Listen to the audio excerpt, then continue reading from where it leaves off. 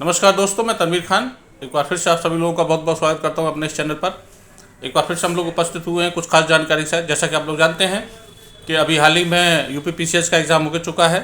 लंबे समय के बाद ये एग्ज़ाम लिया गया और एग्ज़ाम किस प्रकार का था ये आप लोगों ने देख लिया।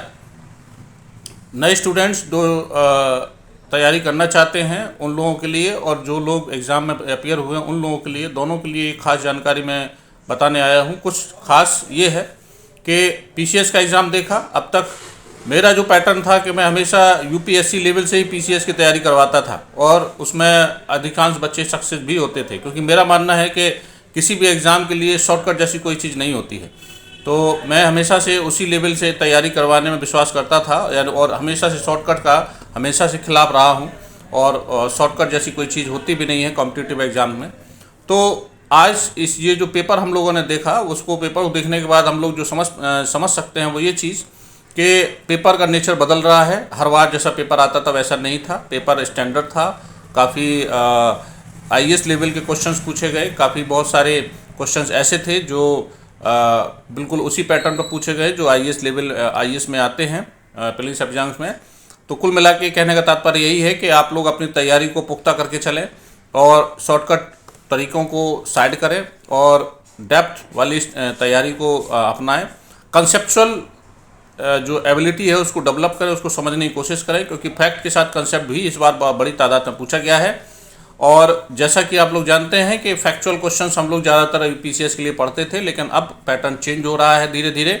यूपी पीसीएस जो कि एक मिनी आईएएस के तौर पर पहले से विख्यात था और उसी तरीके से तैयारी करते थे बच्चे, अन्य पीसीएस एग्जाम्स की तुलना में काफ़ी स्टैंडर्ड क्वेश्चन हमेशा से पूछे गए हैं। इस बार भी क्वेश्चंस काफ़ी स्टैंडर्ड थे और क्वेश्चंस को देखने के बाद कुछ ऐसा महसूस हुआ कि जैसे क्वेश्चंस जो बनाए गए हैं, पेपर जो बनाया गया है वो काफ़ी गुस्से में या खुन्नस निकालने के लिए या बच्चों को डराने के लिए उनको बनाया गया। खैर, उससे हमारा कोई ख़ास सरोकार भी नहीं है। हमारा काम है पढ़ाना और आपका काम है पूरी तन्मयता के साथ, तत्परता के साथ, पूरी मेहनत के साथ में पढ़ाई करना। तो हम चाहेंगे कि आप लोग अपने उस तैयारी को, उस लेवल को जो आप यूपीएससी के लिए अपनाते थे उसको अपनाएं अब अन्य स्टेट एग्ज़ाम में भी, क्योंकि ये शुरुआत हो गया है। अब इसके बाद जो दूसरे पेपर्स होंगे वो भी कुछ इसी प्रकार के पैटर्न पर लिए जाएंगे और अन्य पीसीएस जो आयोग है, अन्य आयोग वो भी इससे इंस्पायर होकर अपने क्वेश्चंस का लेवल बढ़ाएंगे, क्वेश्चन स्टैंडर्ड पूछे जाएंगे।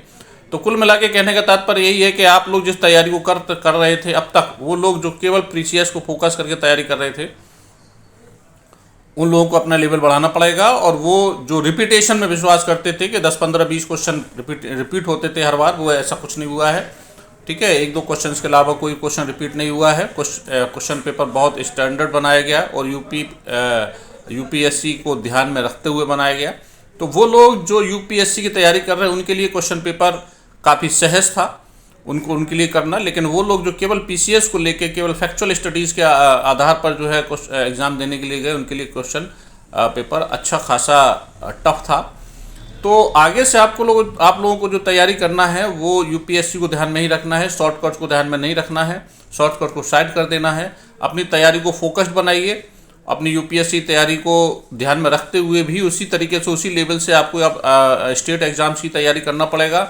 और आगे के लिए जो बच्चे इस बार जो स्टूडेंट्स जो है हमारे कुछ मिस्टेक्स करके आए हैं एग्ज़ाम्स में, ओवर राइटिंग वगैरह करके या कुछ गोले वगैरह ओएमआर सीट में कुछ गड़बड़ी करके, तो ये याद रखिएगा कि आप लोगों को केवल एग्ज़ाम में परफॉर्म नहीं करना है बल्कि ओएमआर सीट भी भरना आपको आना चाहिए, ताकि किसी प्रकार का कोई मिस्टेक ना हो, गलती की कोई गुंजाइश नहीं। इस बार पेपर में सख्ती भी बहुत ज़्यादा थी और काफ़ी कई चरणों से जो है बच्चों को गुजारा गया एग्ज़ाम हॉल में घुसने के लिए। तो आप लोगों को इस बात के लिए भी तैयारी करना पड़ेगा कि आप लोगों को जिस तरह से 8 बजे का रिपोर्टिंग टाइम रखा गया वो अर्ली मॉर्निंग, इस बात के लिए भी ध्यान रखना, क्योंकि लगभग बड़ी तादाद में लगभग 58% बच्चों ने एग्ज़ाम छोड़ा है और ये बड़ी दुखद खबर है कि बहुत सारे बच्चों ने एग्ज़ाम छोड़ दिया। शायद वो टाइम पे पहुंच नहीं पाए या सुबह उठ नहीं पाए या लेट पहुंचे, उनको एंट्री नहीं मिली। तो इस बात को भी ध्यान में रखना है। तो आप लोगों के लिए मेंटल और फिजिकल दोनों ही वर्क लोड बढ़ जाते हैं, तो आप लोगों को पूरी तैयारी करना है। और शॉर्टकट्स को मैं एक बार फिर बताऊंगा कि शॉर्टकट्स को ध्यान में नहीं रखना है। मैं हमेशा से इसी पर बात पर फोकस रहा और उसी तरीके से उसी पैटर्न पे हमेशा स्टेट पीसीएस को भी पढ़ाता रहा कि आप लोगों को किसी प्रकार के शॉर्टकट मेथड्स पर नहीं जाना है। तो आपको भी अगली बार से इस बात को समझना होगा कि किसी प्रकार का कोई शॉर्टकट नहीं अपनाना है। अपनी पढ़ाई को रेगुलर बनाइए, डेप्थ वाली पढ़ाई पढ़िए, डेप्थ वाली क्वेश्चंस रटिए और लगातार प्रैक्टिस के साथ आपको फिजिकल भी आपको फिट रहना है। फिट रहने का मतलब वही है कि आपको सुबह अर्ली मॉर्निंग उठना है एग्ज़ाम वगैरह देने के लिए।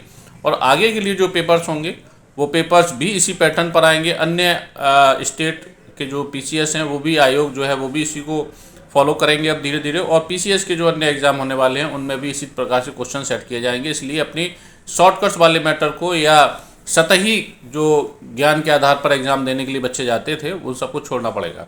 आपको यूपीएससी के पैटर्न पर आना पड़ेगा अगर आपको पीसीएस भी निकालना है तो। ठीक है, तो वो लोग, मैं इस पेपर को डिस्कस करूंगा अपने अर्थस्काई आईएएस के चैनल पर किसी दिन। आप लोग जो लोग सब्सक्राइब किए हुए हैं उनको पेपर मिलेगा पूरा, और मैं इंतज़ार कर रहा हूँ आयोग के आंसर कीज़ का, क्योंकि मेरे पास अपनी है लेकिन आयोग को केवल अपना ही मानेगा। तो आयोग की आंसर कीज़ आने के बाद मैं इसको डिस्कस करूँगा। वो लोग जो सब्सक्राइब किए हुए हैं उनको मिलेगा जल्दी ही उसका सॉल्यूशन, और जो लोग सब्सक्राइब नहीं किए हैं मैं चाहता हूं कि वो अर्थस्काई आईएएस के साथ जुड़ें और मेरे इस चैनल के साथ भी जुड़ें आने वाली अन्य सूचनाओं के लिए। तो इस तरह से यूपीएससी से रिलेटेड या स्टेट आयोग से रिलेटेड सूचना मैं लेकर आता रहता हूं। आप लोग अपने इस चैनल को अपना समझकर इसको एक परिवार का हिस्सा बने और इसको अन्य साथियों के साथ भी शेयर करते रहें। आगे हम फिर एक नई जानकारी के साथ मिलेंगे आप लोगों के साथ में। तब तक के लिए नमस्कार, जय हिंद।